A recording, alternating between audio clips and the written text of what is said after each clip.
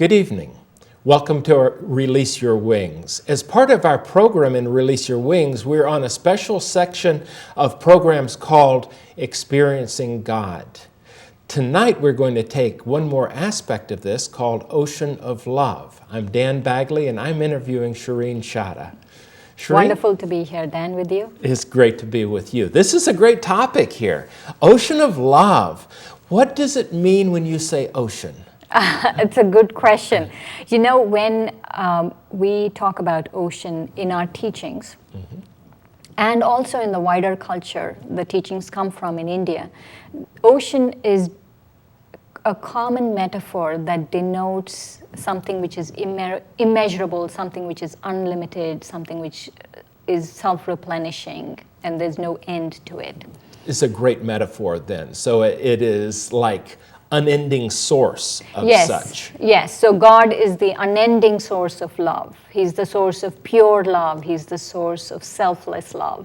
So let's talk about, let's define our terms. When we're saying love, you say pure love, selfless love. Let's talk about God's love and some of the aspects of that. What is the love of God? The way we talk about love in our teachings is that love is a kind of selflessness, that you're just giving, and you're giving without any kind of expectation. There is no kind of attachment involved in the giving, and it's just giving. It's a selfless way of giving. And also when you talk about love in our teachings, we're talking about respect too. And we can go into that if you want, or we talk about forgiveness and mercy and generosity. All of those things are different aspects of love. And so when we talk about the ocean of love, that's what we mean, that he's the ocean of those qualities. And when you're tapping into at the soul level, to your experience of God, when you feel the love of God, you're feeling all of these things, not just for yourself, but I would think of for other beings around you, the respect, the love, the appreciation, the generosity, etc. Is that right? Right. I always feel that to experience God's love, it's a two-way street. You have to have that kind of experience in some shape or form with human beings around you. But also I feel when you have experience of that love from God, it's much easier to share it with human beings. I see. So within that then, the real relationship is always with yourself and God, and others get some of the benefit. Is that where we're going with that? All of the benefit. All of the benefit Yes. within that. Yes. So within that, on the day-to-day basis, everybody runs into someone who acts unpleasant in their environment. How does that sense of the ocean of love relate to someone who cut you off in traffic, who shook a fist at you, or something like that in passing? I can just go at it from my experience. Yeah. My experience when I encounter those things is I always remember God as the ocean of love.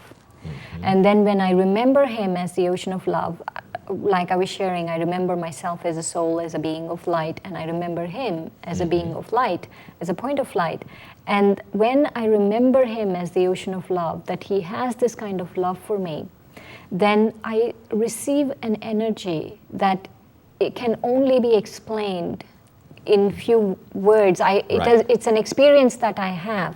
I receive that energy, and then there is this feeling that nothing here is that important that I have to get into because I'm experiencing his love. So I'm hearing kind of a completeness that doesn't leave you needing an apology even, or something like that. Yeah, or even getting into that situation at that time, because that energy, that feeling of transference of peace and that transference of love is so powerful that I don't get into it at all with anything. And I feel it's like when we talk about the ocean, there is an ocean, there's a surface. And as you go deeper into the ocean, there's depth to the ocean. Right. In the same way that language that I'm trying to experience has a surface. When I say ocean of love, there's a surfaceness to it. Gotcha. But when I go into my meditation and experience him, then I'm going into that depth. So in that also makes you less flappable, I would think, in situations We where... hope. Well, in the perfect world, it would. Yes, when I catch myself in time. You know, I think no one bats 1,000 on this planet, but it's really about recovery time. It's if we have a disruption, how quickly do we get back to the calm, to the equanimity? Forgiveness now. Is it that God forgives or God doesn't judge in the first place? Because many people have an angry, unhappy God when they step out of line. How do the BKs feel about this? I feel many times that we give our qualities to God. God is really the ocean of acceptance, the ocean of forgiveness and mercy. And so when we talk about forgiveness and mercy, I feel that the most important thing for God is not that I made the mistake, but that I don't keep continuing to make that mistake again. Yeah. But it's my own lack of wanting to forgive myself. And also there's another person involved. If I hurt someone, they are not willing to forgive me. And so I block my blessings or my forgiveness because the other person is not willing to forgive me and I'm not willing to forgive myself. But God is more than happy to forgive us, but I have to make sure that I don't repeat that mistake to be able to receive that love from God. Because it's like a waterfall. That love is like a huge waterfall. And to be able to go under and experience that waterfall, I have to be able to go under it. But if I keep continuing to do all of these things, then I won't be able to go under it. Because you don't feel worthy or because you don't feel worthy and something blocks it. Something, your own self, the other person's feelings and thoughts towards you, they all block it. Alfred Korzybski, the father of general semantics, once said, God will forgive your sins, but your nervous system won't. In a funny way, through the spiritual practice, it sort of steps us beyond that physical realm of our nervous system, our shaking inside, to that perfect flow of love. That's the ocean you're talking about, metaphorically, of course. Right. You know, it's interesting you should talk about the nervous system. I've noticed that times when I'm upset, that I do shake. And I always think, but so this is the opposite of love. And it instantly, when I'm upset and when I know that there is something going on in the body, that I can physically feel a difference. Yes. Even very subtle upset, I can feel a difference now. And in that subtle upset, I just start connecting. So you are the ocean of love, and I am also love. You reminded me of an old Zen story of a samurai who goes to a Zen monk and says, I want you to teach me the difference in heaven and hell.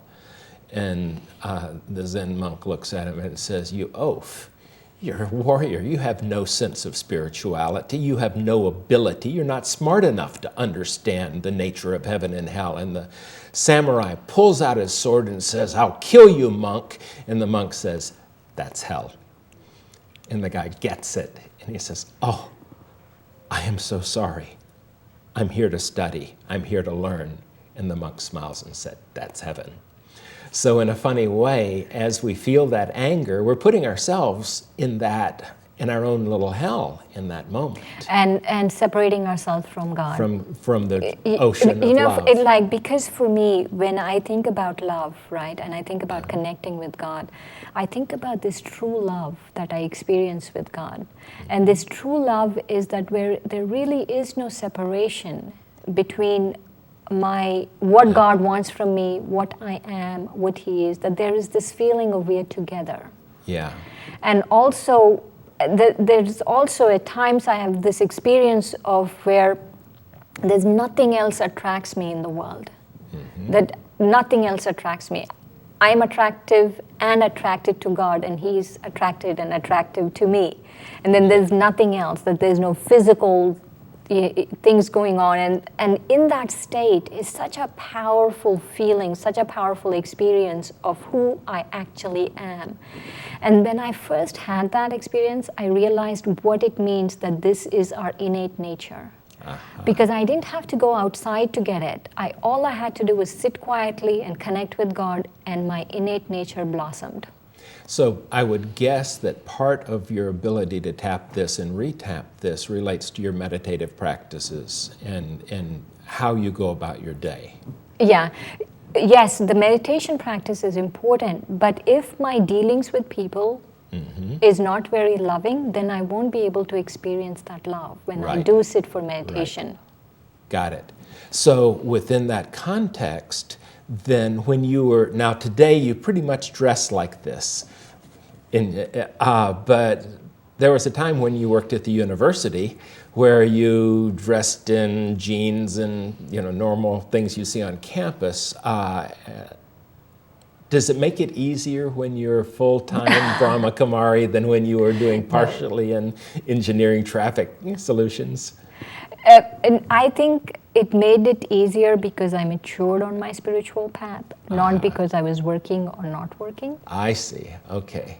So, because my real question is, I would assume that most of those watching us say, well, I've got a life that I have to show up and go to work, and I get a paycheck to do that, and I'm dealing with some real turkeys some of the time. How do you tap into that when you're dealing with turkeys? Not that you ever saw them, but no. No, that was funny. No. What life happens everywhere. If you're in the meditation center, your challenges come in the meditation center. If you're at the university, challenges come at the university. It's not just going to stop. Yeah. It's not like I'm blissed out. I wouldn't be sitting here if I'm that blissed out. I would be up, gone. And so, but we have to learn to keep bringing it in. We have to remember.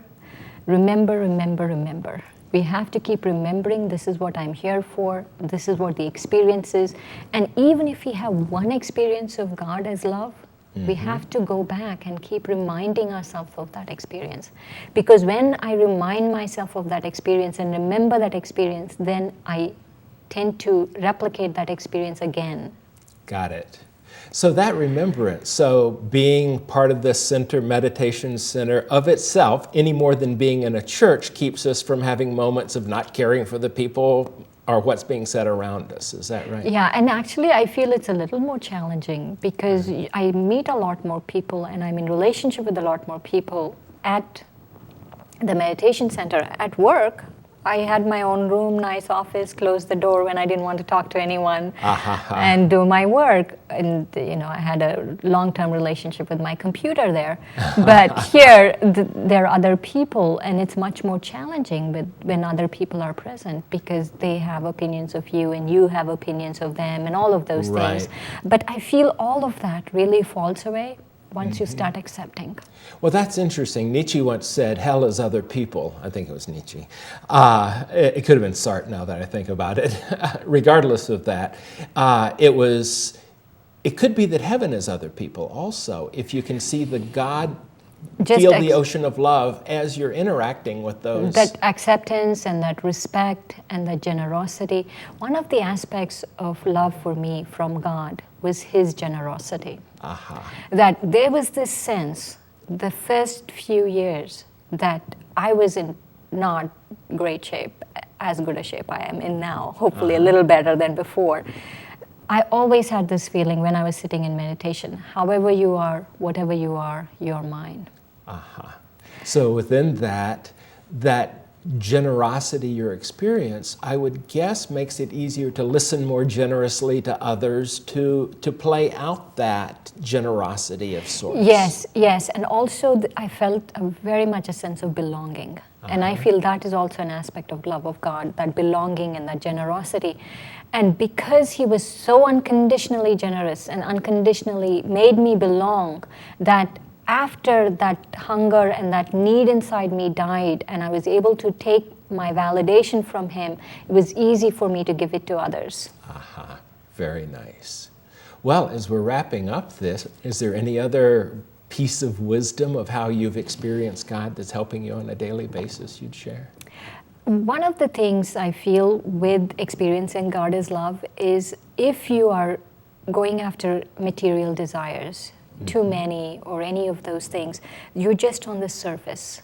To really experience Him as an ocean, you have to go deeper. And to be able to go deeper, in a way, you have to learn to be selfless, because you can only like matches like. If you have to understand where He's coming from for you to understand that love. But also what happens is once you get that, you realize that that is innate within you, that love is innate within you. Oh, that's very nice. And that's a great way for us to wrap up. I hope this has given you a sense of how the BKs feel about God and love, and I hope it's broadened your own sense as well. Thanks for joining us. Thank you, Dan. Shirley. Good night.